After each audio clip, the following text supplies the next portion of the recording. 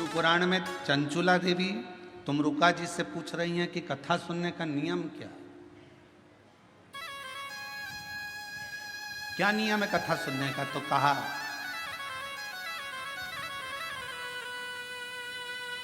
एक समय फलहार करो, शिव महापुराण की कथा को श्रवण करो, भागवत कथा को सुनो। इतना ना बने, एक समय फलहार करो, दूसरे समय भोजन करो, पर शिव महापुराण की कथा को जरूर सुनो।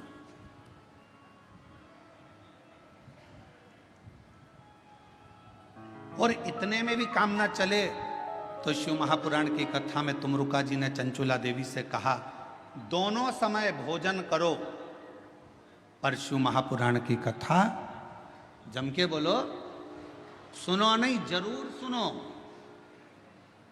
और यहां तक कहा यदि इतने में भी काम ना चले, दोनों समय भोजन में भी काम ना चले, तो टिफिन लेके कथा में चलो,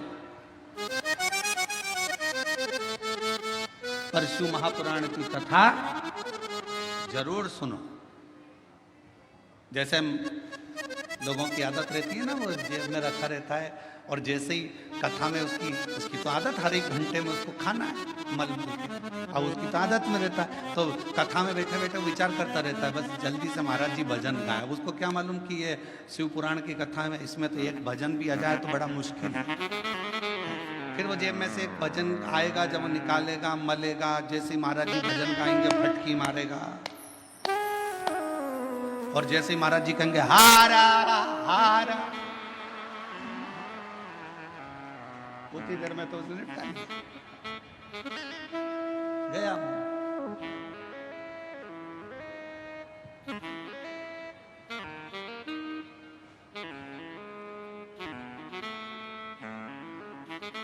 और दवा दुबू के इतनी शांति से बैठा, पड़ोसन को भी लग रहा है कितना अच्छा व्यक्ति है, आवाज तक नहीं आ रही है, उसको क्या मालूम मुंह में फंसा पड़ा है आवाज। अब ये तो शंकर जी जाने और वो जाने। उसकी पत्नी जानती थी तो उसने तुरंत कह दिया खा लिया, झूठ बोल रहे,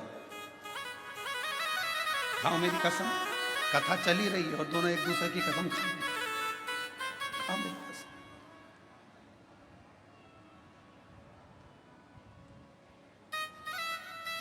चित्त ना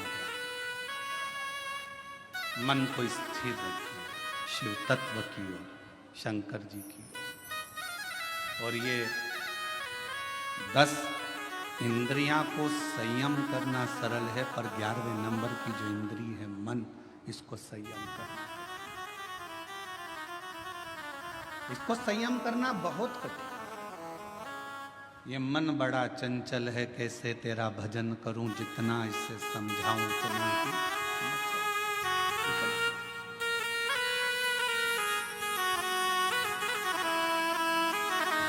और भोले तेरे चरणों की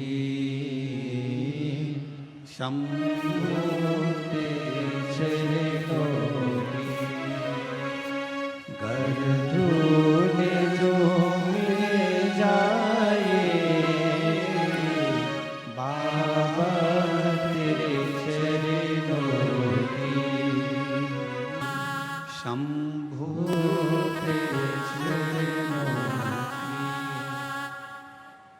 इस मन को संयमित करना ये दुनिया का सबसे कठिन, बहुत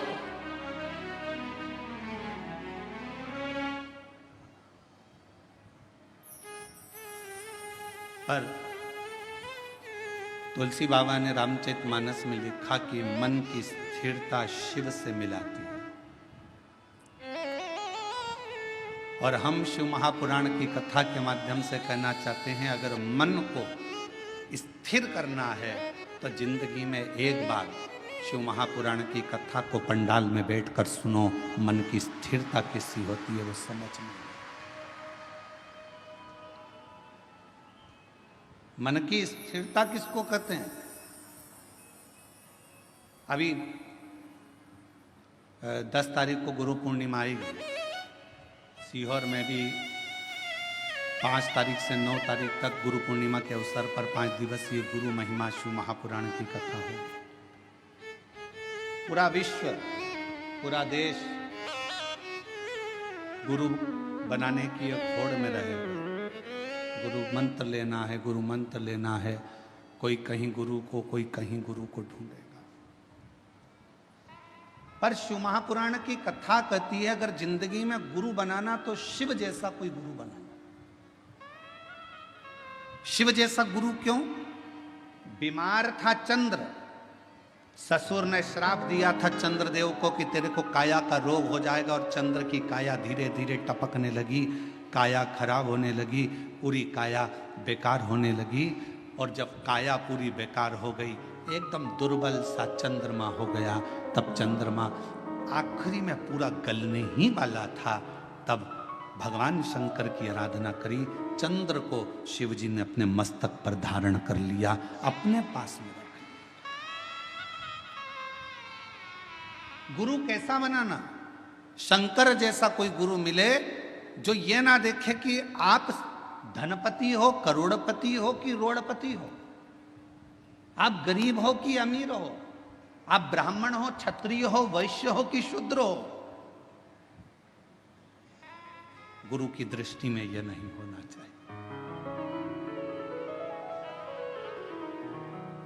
गुरु की दृष्टि में यह नहीं देखा जाता कि आप ब्राह्मण हो कि क्षत्रिय हो कि वैश्य हो कि शूद्र हो।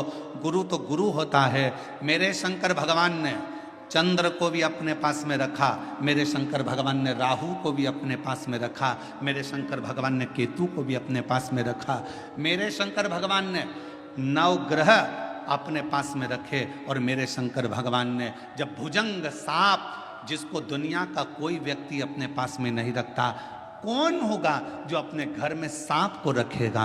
कोई सांप को अपने पास नहीं रखता, मेरे शंकर भगवान ने उस भुजंग सांप को भी अपने पास रखा। कौन होगा जो भूत प्रेत डाकनी पिशाचनी पिशाचों को अपने पास रखता होगा, जिसकी भाषा तक कोई नहीं जानता, जिसके बोलने का तरीका कोई नहीं जानता? भगवान 33 कोटि देवता में कोई देवता ऐसे नहीं थे जो भूत और प्रेत को अपने पास में रख ले, डाकनी पिशाचनी को अपने पास रख लें और भूत प्रेत को अपने पास रख लें। कौन? उनकी आवाज नहीं पहचानते, कभी वो चिल्ला देते, कभी वो अपशब्द कह देते, कभी ताना दे देते, कभी अड़भंग का काम कर देते। कोई भूतों को, प्रेतों को, पिशाचों को कोई अपने पास नहीं रखता। पर